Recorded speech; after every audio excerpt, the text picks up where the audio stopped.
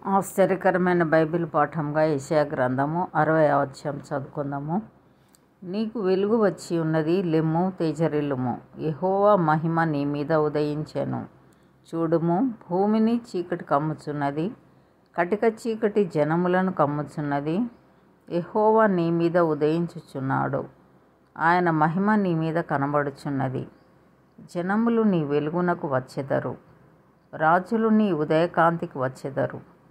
కన్నులెత్తి చుట్టూ చూడుము, వీరందరూ కూడుకొని నీ యొద్దకు వచ్చుచున్నారు. నీ కుమారులు దూరం నుండి వచ్చుచున్నారు, నీ కుమార్తెలు చంకనెత్తబడి వచ్చుచున్నారు. నీవు చూచి ప్రకాశింతువు, నీ గుండె కొట్టుకొనుచు ఉప్పొంగును. సముద్ర వ్యాపారము నీ వైపు త్రిప్పబడును, జనముల ఐశ్వర్యం నీ యొద్దకు వచ్చును. ఒంటెల సమూహము మిద్యాను, ఏయుఫాల లేత ఒంటెలను నీ దేశం మీద వ్యాపించును. వారందరూ షేబ నుండి వచ్చెదరు, బంగారమును ధూప ద్రవ్యమును తీసుకుని వచ్చెదరు. యెహోవా స్తోత్రములను ప్రకటించెదరు. నీ కొరకు కేదారు గొర్రె మందల నీవు కూడుకొనును. నెబాయోతు పొట్టేలు నీ పరిచర్యకు ఉపయోగం లగును. అవి నా బలిపీఠం మీద అంగీకారం లగును. నా శృంగార మందిరమును నేను శృంగారించెదను. మేఘం వలెను ఎగయు గువ్వల వలెను గూళ్లకు ఎగసివచ్చు వీరెవరు? నీ దేవుడైన యెహోవా నామమును బట్టి ఆయన నిన్ను శృంగారించినందున, ఇశ్రాయేలు పరిశుద్ధ దేవుని నామమును బట్టి దూరం నుండి నీ కుమారులను తమ వెండి బంగారములను తీసుకుని వచ్చుటకు ద్వీపములు నా కొరకు కనిపెట్టుకొనుచున్నవి.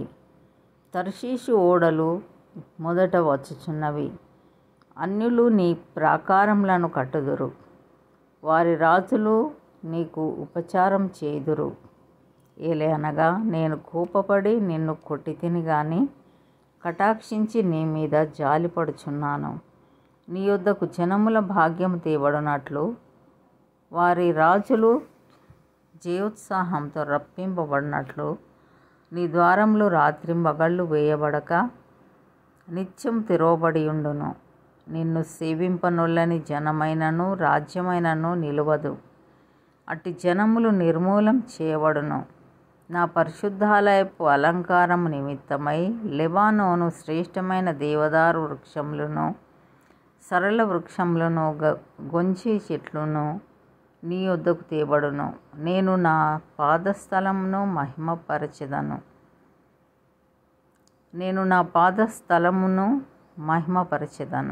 నిన్ను బాధించిన వారి సంతానపు వారు నీ ఎదుటికి వచ్చి సాగిలపడెదరు. నిన్ను తృణీకరించిన వారందరూ వచ్చి నీ పాదముల మీద పడెదరు.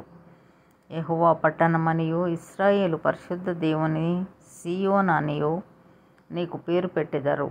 నీవు విస్తరింపబడుటను బట్టియు ద్వేషింపబడుటను బట్టియు ఎవడునూ నీ మార్గమున దాటిపోవటలేదు. నిన్ను శాశ్వత శోభాతిశయంగాను బహుతరములకు సంతోషకారణంగాను చేసేదను. యెహోవానగు నేను నీ రక్షకుడననియు బహుపరాక్రమం గల యాకోబు దేవుడనగు నీ విమోచకుడననియు నీకు తెలియబడునట్లు నీవు జనముల పాలు కుడిచి రాజుల చంటి పాలు త్రాగెదవు.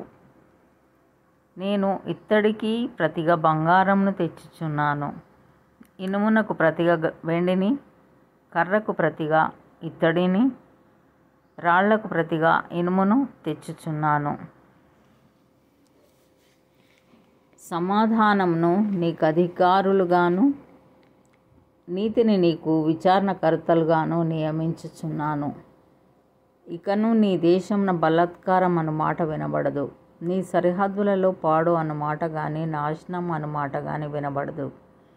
రక్షణయే నీకు ప్రాకారములనియు ప్రఖ్యాతియే నీ గుమ్మములనియు నీవు చెప్పుకొందువు.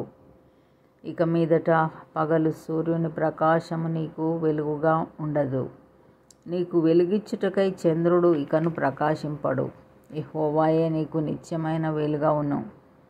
నీ దేవుడు నీకు భూషణముగా ఉండును. నీ సూర్యుడికను అస్తమింపడు, నీ చంద్రుడు క్షీణింపడు. యెహోవాయే నీకు నిత్యమైన వెలుగుగా ఉండును. నీ దుఃఖదినములు సమాప్తములగును.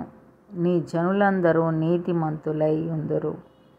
నన్ను నేను మహిమపరచుకొనున్నట్లు వారు నేను నాటిన కొమ్మగాను నేను చేసిన పనిగాను ఉండి దేశమును శాశ్వతంగా స్వతంత్రించుకొందురు.